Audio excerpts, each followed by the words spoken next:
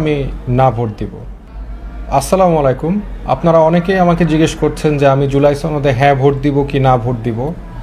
আমি একটু ব্যক্তিগতভাবে বিভিন্ন কাজে ব্যস্ত থাকার কারণে আমি আসলে অনলাইনে এতটা অ্যাক্টিভ না, কিন্তু আপনারা যেহেতু প্রচুর সংখ্যক মেসেজ আমাকে দিচ্ছেন, আমার উত্তরটা হচ্ছে আমি না ভোট দিব।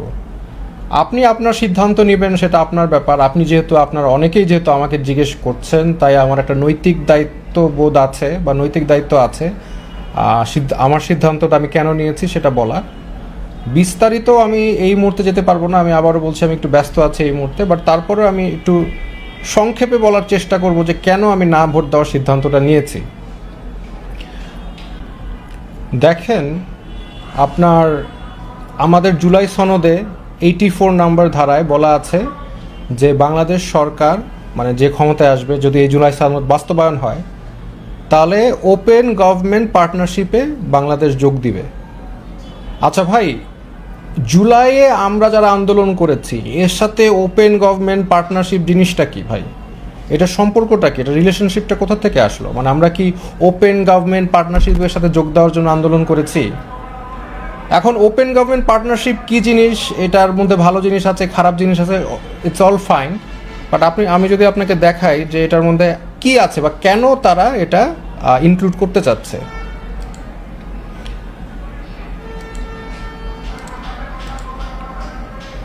এই যে দেখেন, সরাসরি বলা আছে যে তারা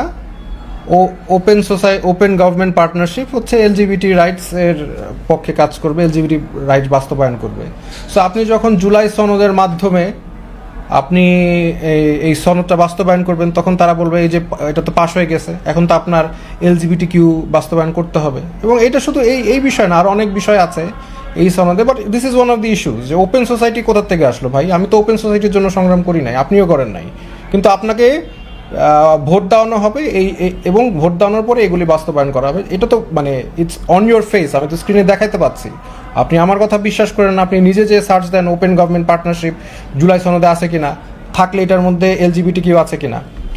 দেখেন, ডোনাল্ড ট্রাম্প উনি সবার জন্য খারাপ বা ওনার দেশের জন্য ভালো, উনি দেশকে ডেভেলপ করার জন্য ফার্স্ট যে কাজটা করেছিল ক্ষমতায় এসে, এই ডাইভার্সিটি, ইকুয়ালিটি, ইনক্লুসিভিটি, এইগুলো যারা বিশ্বাস করে, এলজিবিটি কিউ সবগুলোকে বন্ধ করছে।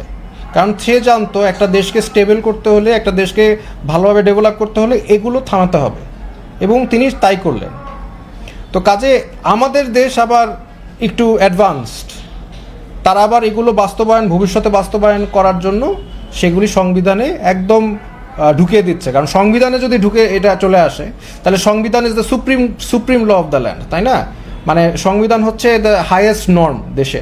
তো এর নিচে যেগুলি আইন হচ্ছে, তাহলে সেগুলি তখন ওটার ভ্যালিডিটি কোয়েশ্চেন আপনি করতে পারবেন, বিকজ সুপ্রিম নর্মের থেকে তো নিচের লগুলি তো তখন আর মানে উইক নর্ম। তখন ওই লগুলি সংবিধানের উপর পয়েন্ট করা যায় যে আপনি তো সিগনেচার করছেন, সো দেয়ারফর আপনার যে আইনগুলো আছে এগুলোর বিরুদ্ধে সেগুলো চেঞ্জ করতে হবে। তো এইরকম একটা এজেন্ডা তাদের আছে, এবং ওটা অনেকে হয়তো বা জানে না জেনে দেখা যাচ্ছে ইসলামপন্থীরাই অনেকে, প্রত্যেকটা ইসলামিক দলই এটার পক্ষে বা এই জুলাই সনদের পক্ষে কাজ করছে, এমনকি সব দলই করছে এখন। এটা তো আর অস্বীকার করার কিছু নাই, প্রত্যেকটা দলই এটার পক্ষে করছে। এবং ওনারা সবাই পড়ে করেছে কিনা, এগুলো দেখে করেছে কিনা আমি জানা নেই, আমি মনে করি তারা দেখে করেনি। তবে একটা জিনিস হচ্ছে, আপনারা যারা হ্যাঁ না ভোট দিবেন বা আমাকে যারা জিজ্ঞেস করছেন, আপনারা কি একবার জুলাই সনদে কি কি আছে সেটা পড়ে দেখেছেন? এই যে ওপেন গভর্নমেন্ট সোসাইটিতে যোগ দিবে, এটা আপনাদের চোখে আসছে নিশ্চয়ই। যারা পড়েছেন, যারা পড়েন নাই তারা তো পড়েন নাই, যারা তাদের চোখে আসছে, আপনি কি ঢুকে এটা সার্চ দিয়েছেন? আপনারা এটা করেন নাই, এবং এইটার অ্যাডভান্টেজই তারা নেওয়ার চেষ্টা করবে। তারা আপনাকে বুঝাবে জুলাই সনদ হলে আপনার দুনিয়ার সব সমস্যা সমাধান হয়ে যাবে, স্বর্গ হয়ে যাবে দেশ, আর জুলাই সনদে না হলে আওয়ামী লীগ ফিরে আসবে। কিন্তু এইটার সাথে, দুইটার সাথে কোনো সম্পর্ক নাই। আওয়ামী লীগ যদি ফিরে আপনাকে এসে যদি আমাকে তো জবাই করবে, এটা তো শিওর, আপনাকেও করবে, কিন্তু আমাকে তো সব আপনার আগে করবে। তো এইটা যদি তারা করতে চায়, তাহলে ফার্স্ট যে জিনিসটা করবে, 1 সেকেন্ডের মধ্যে জুলাই সনদ অবৈধ ঘোষণা করে যা ইচ্ছা তাই তারা করতে পারবে। সো জুলাই সনদের কারণে আওয়ামী লীগ আসতে পারবে না, এটার কোনো সম্পর্ক নাই। আরও বলা হচ্ছে, 2বার প্রাইম মিনিস্টার হলে সামহাও মানে স্বৈরাচার থেকে আসবে না, লাইক যেমন রাশিয়ার ক্ষেত্রে আছে। রাশিয়ার মানে একটা প্রাইম মিনিস্টার 2বার হতে পারে না, যতটুকু আমার জানা। তো এটা কি পুতিনকে প্রিভেন্ট করেছে, যে 40 বছর ক্ষমতায় থাকার থেকে প্রিভেন্ট করেছে? করে নাই। সো এগুলি মূলাধারা না, এগুলা তাদের এজেন্ডা না, তাদের এজেন্ডা হচ্ছে এসব। এবার দেখেন শিক্ষা আইন, মানে আপনি যে হ্যাঁ ভোট দিবেন এটার মাধ্যমে যে নতুন শিক্ষা আইনে ইন্ট্রিম সরকার লাস্ট কাজ করে যেটা যাচ্ছে, সেইখানেও দেখেন এগুলি ইনক্লুসিভ কথা লিখছে। তাদের উদ্দেশ্যটা কি, এটা তো ক্লিয়ার। এই যে ইনক্লুসিভ, বড় করে লিখছে ইনক্লুসিভ। এখন ইনক্লুসিভ কথা আপনার কাছে মনে হচ্ছে ইনক্লুসিভ হচ্ছে একটা জিনিস, বাট এটা ইনক্লুসিভ সবাইকে মিলেমিশে, সেটা তো ভালো কথা।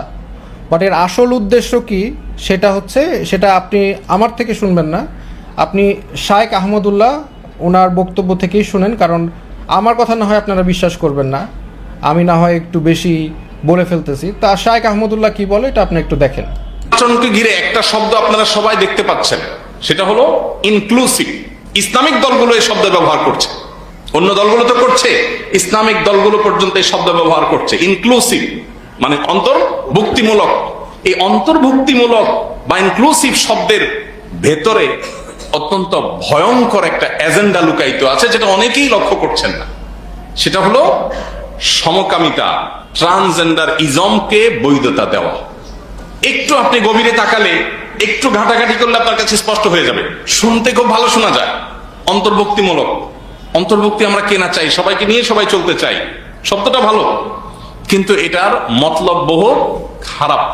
এটা নিয়ে আপনি যদি ঘাটাঘাটি করেন আপনি দেখবেন পৃথিবীর যে সমস্ত দেশে ট্রান্সজেন্ডার মতবাদ, যে সমস্ত দেশে এই যে বিকৃত মানসিকতা এগুলো প্রবেশ করেছে, আইনের আকার পেয়েছে, রূপ পেয়েছে, এগুলোতে এই শব্দ আগে ঢুকেছে, তারপরে এটা হয়েছে।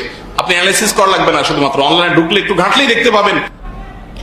তো আপনারা দেখতেই পাচ্ছেন যে এইটাই হচ্ছে জুলাই চার্টারের একটা এজেন্ডা। আরও অনেক এজেন্ডা আছে, সেগুলি আলাদা আলাদা করে আসলে এই মুহূর্তে বলার ইচ্ছা নেই। কিন্তু আরেকটা বিষয় যেটা আপনি দেখেন যে তার এই জুলাই সনদের মূলনীতির মধ্যে কি কি আছে আমরা একটু যদি দেখি। Fundamental principles, equality, human dignity, social justice, তাই না? Social justice. এখন সোশ্যাল জাস্টিস কি জিনিস এটা আপনারা কারা বোঝেন? মানে এটা কি আপনারা কখনো সার্চ দিয়েছেন? মানে সোশ্যাল জাস্টিস কি, মানে এটা আবার কি জিনিস? হিউম্যান ডিগনিটি কি জিনিস, মানব, এগুলো প্রত্যেকটা কথাই সুন্দর, বুঝছেন না? এবং সেকুলারিজম যখন আপনাকে 71-এর পরে আপনাকে বলছে সেকুলারিজম, আপনি মনে করছেন সেকুলারিজম মানে ধর্মনিরপেক্ষতা, রিলিজিয়ান নিউট্রাল, এটা তো ভালো কথা, আমরা এটা তো অ্যাগ্রি করেছি। করার পর কি হলো? আপনাকে এই সেকুলারিজম দিয়ে আপনাকে মানে আপনার নেক্সট 40 ইয়ার্স আপনাকে জুলুম করা হয়েছে সেকুলারিজম দিয়ে। তো একইভাবে আমরা যদি দেখি এই জুলাই চার্টারে যে ফান্ডামেন্টাল যেগুলি মানে ফান্ডামেন্টাল প্রিন্সিপাল যেগুলি আছে, এই যে ফান্ডামেন্টাল প্রিন্সিপালসে কি আছে, এইখানে আছে equality, human dignity, social justice. তো এইটা বাংলাদেশের মানুষ মানে সোশ্যাল জাস্টিস কোত্থেকে পাইলো, ওটার ভিতরে কি আছে, সেগুলি আসলে মানুষ ক্লিয়ার না। তো এটা যদি আমাদের ক্লিয়ার করতে হয়, এটা আপনাদের একটা, আমি মানে যেহেতু এই বিষয় নিয়েই কথা বলছি আজকে, এই বিষয়টাই ফোকাস থাকি, তাহলে আমরা চ্যাট জিপিটিকে জিজ্ঞেস যদি করি, এই যে আমরা সোশ্যাল জাস্টিস দেখি, চ্যাট জিপিটি জিজ্ঞেস করেন does social justice have anything to do with LGBT? হ্যাঁ, তাহলে তারা অ্যান্সারটা কি দিবে সেটা আপনি নিজেরাই দেখতে পাচ্ছেন। এখানে বলা হচ্ছে যে social justice is an umbrella term that includes LGBTQ rights, radical justice, gender equality, হ্যাঁ এই ইত্যাদি। জেন্ডার ইকুয়ালিটি এবং LGBTQ রাইটস দুটাই এই সোশ্যাল জাস্টিসের আমব্রেলার মধ্যে তারা ফেলে দিচ্ছে, এবং এটা দেশের মূলনীতির মধ্যে তারা প্রবেশ করানোর চেষ্টা করছে। তারপরে হচ্ছে হিউম্যান ডিগনিটি, আরেকটা খুব সুন্দর কথা, কিন্তু হিউম্যান ডিগনিটি বলার ডিফিনিশন কি, মানবিক মর্যাদা মানে কি বোঝায়, এটা নিয়ে তো ইমানুয়েল কান্ট সে কথা বলেছে। এখন ইমানুয়েল কান্টের ফিলোসফি আপনি তো জানেন না, এটাই তারা আপনার অ্যাডভান্টেজ নিচ্ছে। তো এগুলি আরও অনেক বিষয় আছে, আজকে আর এগুলো নিয়ে বিস্তারিত আলাপ করবো না। বাট একটা জিনিস আমি বুঝতে পারি না, সেটা হচ্ছে ইসলামিক দল যারা ইসলামিক দল, যতগুলো ইসলামিক দলই আছে, তারা মূলনীতিতে ইসলাম ওয়ার্ডটা আনতে পারে নাই বা চায় নাই। সেটা কীরকম কথা? মানে আপনার মূলনীতিতে ইসলাম থাকলে বাকি সব নর্ম এটা ক্যান্সেল আউট হয়ে যায়। মূলনীতিতে ইসলাম থাকলে বাকি যেগুলো নর্ম আছে সেগুলা, বিকজ ইসলাম তখন সুপ্রিম নর্ম হয়ে দাঁড়ায়, মেজরিটি মানুষ মুসলিম, তাই ইসলামটা সুপ্রিম নর্ম হয়ে দাঁড়ায়। সেইটা আমরা কেউ আনার চেষ্টা করি নাই বা আনি নাই, তারপরে এগুলো আনতেছি, তাহলে তো আসলে কি হবে সেটার আপনি একটা মানে আপনাকে একটা এক্সাম্পল আমি দিচ্ছি যে এটার ফলশ্রুতিতে কি। আমরা শুনছি যে জুলাই সনদের ভিত্তিতে দেশ চলবে। তো জুলাই সনদের সাথে তো ইসলাম কায়েম বিষয়টা আসলে ডিফারেন্স আছে, অনেক ক্ষেত্রে ডিফারেন্স আছে। রাইট, জুলাই সনদের সাথে ইসলামের সাথে কোনো সম্পর্ক নাই। ওনারা একটু ভদ্র হয়ে বললো যে অনেক ক্ষেত্রে ডিফারেন্স আছে। ডিফারেন্স না, কোনো সম্পর্কই নাই, বিকজ আপনি ইসলাম কথাটাই আনেন নাই। তো অলরেডি সেকুলাররা বলা শুরু করেছে যে জুলাই সনদের সাথে ইসলাম নাই। সামনে কি বলবে যে জুলাই আপনারা বেশিরভাগ মানুষ জুলাই সনদ চেয়েছে, জুলাই সনদে স্বাক্ষর করেছে, যার কারণে এর ভিত্তিতে এখন দেশ চলবে, মানুষ তো ইসলাম চায় নাই অলরেডি বলা শুরু করেছে। সামনে আরও বলবে কিচ্ছু ইসলামের কোনো কাজ করতে পারবেন না, এলজিবিটি এগুলি ইত্যাদি যেগুলা দেশ ধ্বংস করে সেগুলি আপনারা বাস্তবায়ন মানে সেকুলারদের করারকে সহযোগিতা করবেন।